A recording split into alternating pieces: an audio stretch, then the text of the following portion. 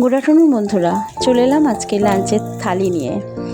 আর কি রান্না করেছি লাঞ্চে সেটাও আমি তোমাদেরকে শেয়ার করলাম। রান্নাটা শেয়ার করার আগে কি মশলা কি দিয়েছি সব বলার আগে আমি একটা কবিতা তোমাদেরকে শেয়ার করব। আমার কবিতাটা খুব ভালো লেগেছে, মন ছুঁয়ে গেছে। এখন যে ধরনের মানুষ যে রকম মানসিকতা নিয়ে চলে তারই কিছুটা তুলে ধরেছেন পারমিতাদি। এই পারমিতাদির কবিতা আমার খুব ভালো লাগে। তো চলো ওনারই একটি কবিতা আমি তোমাদেরকে পড়ে শোনাচ্ছি। অন্যদের নিয়ে কথা বলা যেন আজকাল এক অদ্ভুত অভ্যাসে পরিণত হয়েছে। কেউ কোথাও একটু এগিয়ে গেলে, একটু ভালো থাকলেই আমাদের ভিতরের এক অস্থিরতা মাথা চাড়া দিয়ে ওঠে। তখন আমরা হাসির আড়ালে, মন্তব্যের আড়ালে তাকে ছোট করার এক অদ্ভুত খেলায় মেতে উঠি। যেন অন্যকে নিচে নামাতে পারলেই নিজের অবস্থান একটু উঁচু হবে। কিছু মানুষ তো এই কাজের মধ্যে এক ধরনের আনন্দ খুঁজে পায়। অন্যের সাফল্য তাদের চোখে জ্বালা ধরে, অন্যের হাসি তাদের অস্বস্তি দেয়।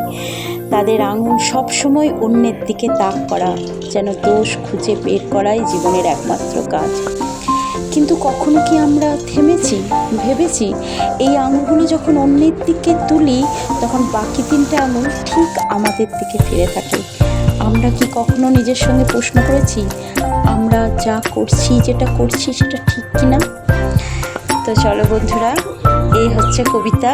কেমন লাগলো শুনতে অবশ্যই কমেন্টসে বলো। তো চলো রান্নাগুলো বলে দিই।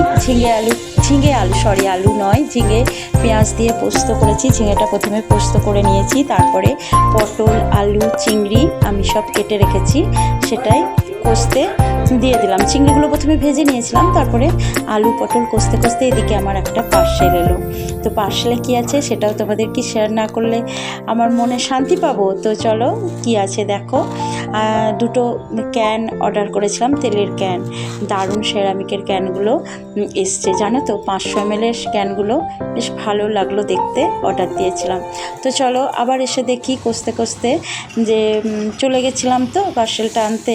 তারপরে ভালো করে কষিয়ে একটু জল ঢেলে বসিয়ে দিলাম। তো এদিকে পুজো করার পরে তরকারি কাটতে কাটতে তারপরে ধরো এদিকে পার্সেল এলো, সব করতে করতে আমি ভুলেই গেছিলাম টিফিনের কথা। তাই বাসি দুটো রুটি ছিল, দুধ দিয়ে খেয়ে নিলাম।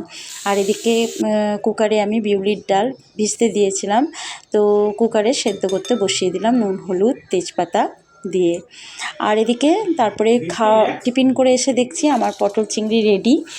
তো নামিয়ে নিলাম। তারপরে এদিকে জলও ফুটতে দিয়েছিলাম, চাল দিয়ে দিলাম, ভাতটাও হয়ে গেছে। আর দুটো মাছ ছিল, মাছটাকে সর্ষে পোস্ত করে নিলাম। একটু সর্ষে পোস্ত বেশ গ্রেভি করেছিলাম, ধনেপাতা ছড়িয়ে দিয়েছিলাম, দারুণ খেতে হয়েছিল। আর বেগুন নিম কেটে রাখা ছিল, বেগুন নিম প্রথমে ভেজে নিলাম। তারপরে এদিকে ডালটা যখন হয়ে গেল না, নিম বলে যে কড়াইয়ে শেষে তেতো দিয়ে নামাতে নেই, তাই তারপরে ডালটা সাঁতলে নিলাম। আমি কিভাবে ডালটা সাঁতলাম তোমাদেরকে বললাম। তেলে একটু 5 ফোড়ন দিয়েছি, আর দিয়েছি একটু আদা গ্রেট করে দিয়েছি, আর শুকনো লঙ্কা, আর দিয়েছি হিং। তো এই বিউলির ডাল এভাবে একবার ফোড়ন দিয়ে দেখবে, দারুণ খেতে হয়।